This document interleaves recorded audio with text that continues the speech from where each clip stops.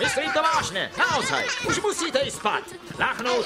Fakt nežartujem. Ľachnúť. Nie sme unavené. Za to ja áno. A prečítaš nám na dobrú noc? Nie. Prosím. Zdôrazňovanie slova prosím na mňa nezapôsobí. Trvám na nie. Takže spať. Ale to nejde, sme rozbláznené. A ak nám neprečítaš, budeme sa blázniť a otravovať ťa celú noc. Fajn. Dobre. Ospalé mašiatka. Ospalé mašiatka? A to je čo? Mačiatka, hráš s nimi, keď knižku čítaš.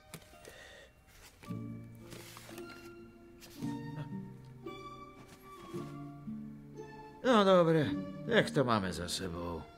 3 malé mašiatka pekne sa chrali, na slnku celý deň dobre sa mali, až mama prišla ich zavolať. Mašiatka malé musia spať. Teda, tomu sa hovorí brak. Ak sa vám to páči? Pokračuj. No tak. Dobre. 3 malé mašiatka šomrú hned. Pôjdeme, až sa nám bude chcieť. Mama sa usmeje, dá labky v bok. Dobre, zatiaľ si učešte kožúšok. Teraz im ho učeš. To je literatúra. To by písalo dvojročné decko. A ďalej. Mašiatka češú sa, noc nastáva. Vravia si, ešte nás nezmochla únava. Nežný hlas maminy im odvetí. No nič, po mliečku sa iste dobre spí. Teraz sa napijú mliečka. To je hrozná kniha.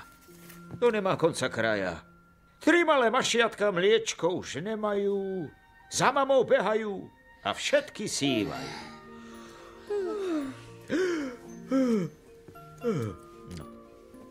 Mamka sa na ne usmieva, uspávanku im teda zaspieva. Zavrite očka a dobrú noc. Pekný sen nech má nad vami moc. Chod nie som s vami v tento čas.